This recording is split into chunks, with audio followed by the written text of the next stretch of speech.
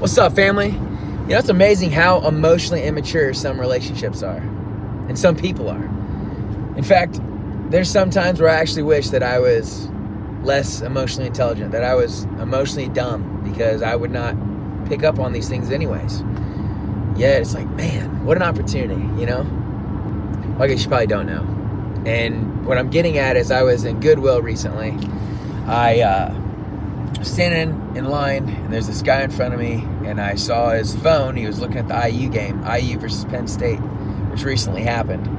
And it was looking like it was a really close game. I was like, man, this is the first year they're really good. This is exciting, and that'd be unfortunate if they threw it all away. He's like, dude, I was thinking the same thing, man. He's like, for them to just drop the ball like that, blah, blah, blah. I was like, yeah, hopefully they figured out, they pull it out, And we just vibed. Well, then literally seconds later, he starts checking out, and then his wife, or whoever she was to him, I assume this was his wife, she's like, and I didn't even hear what she said at first, I just saw her face.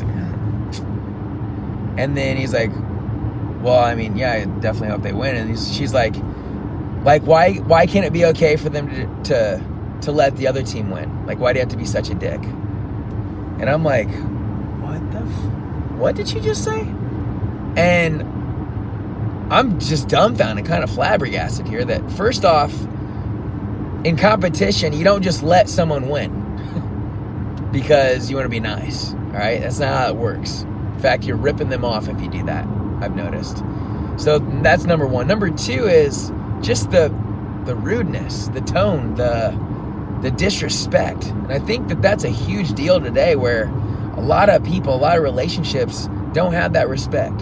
They don't have the mutual admiration and this place of, just the ability to cherish each other because of respect. And not because of respect, but I think we can cherish one another and respect one another. Those are two very important avenues for love to bloom. And I just kind of felt really sorry for that guy, because he didn't even say anything.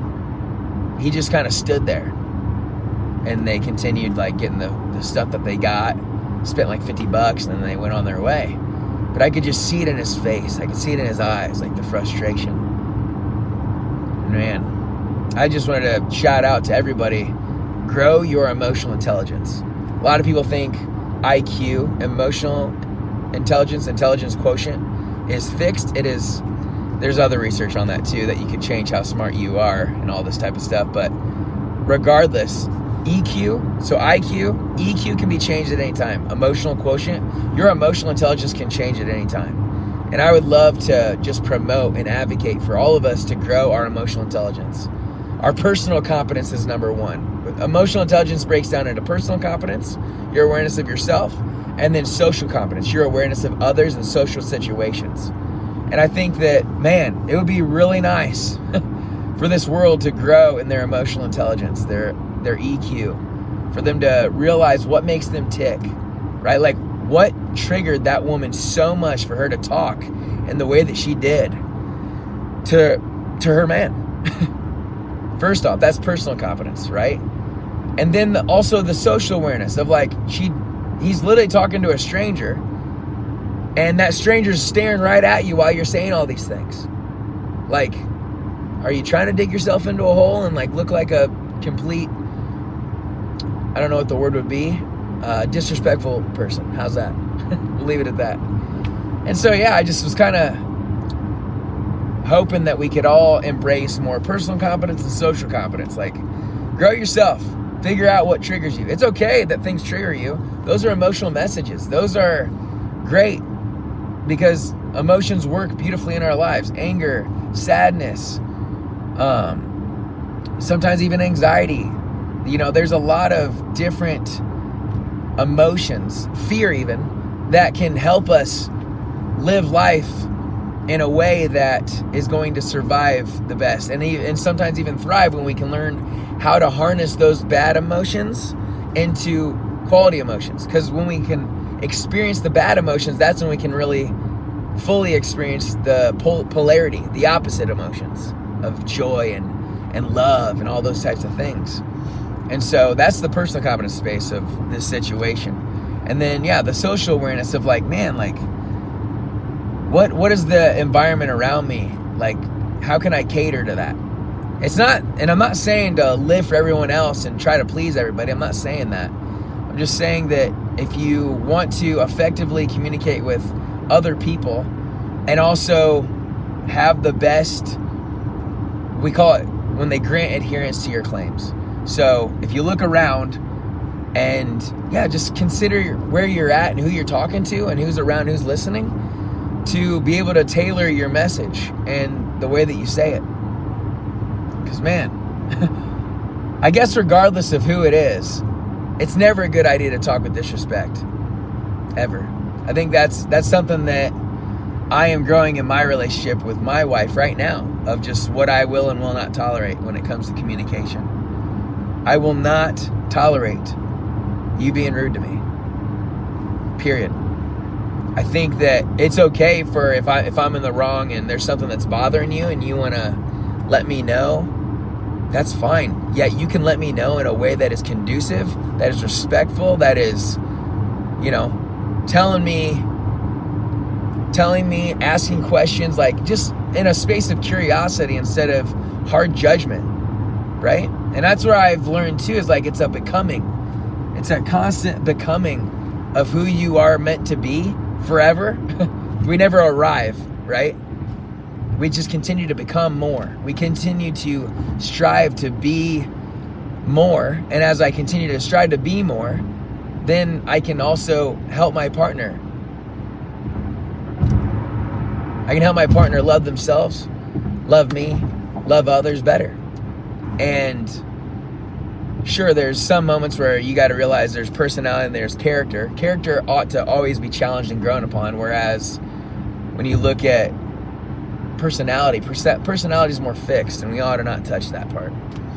So, I wanted to come on here and explain that it is way more effective when we grow our emotional intelligence. It is way more effective when we, think about first off what's going on in here, and then communicate it in an effective way to the person that we want to, and maybe even more for the eyes that are seeing it too. What a beautiful opportunity.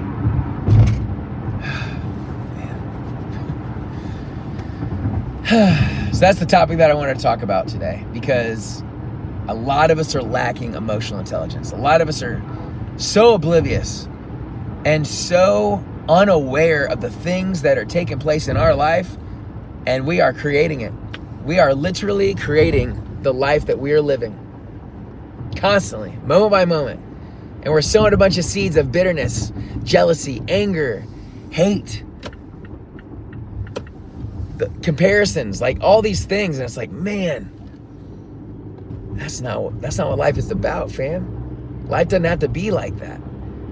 Life can be beautiful in the highs and the lows. I'm not saying there's no lows and not to embrace the lows. It's just when you're in the lows, man, like still have a space for humility and a space for respect and love. You can still be sad and be respectful. You can still be angry and be respectful. Yeah. And I really believe that. I think that anger is still necessary sometimes. Like Scripture says, in your anger, do not sin. So you can be angry. Just don't let it lead you to sin, because that's where it can usually go, right? Oftentimes, you get carried away. And I think that this lady did that. So I am looking at it from a space of judgment, and if I was with that person, I could embrace it from a space of curiosity, like, hey, what's going on in your life right now? Like, how are you? What's triggering you right now? What expectation wasn't met in that moment or today that's showing up right now? And how can we love you better? What a beautiful opportunity for all of us to remind ourselves of who we are and whose we are and tap in.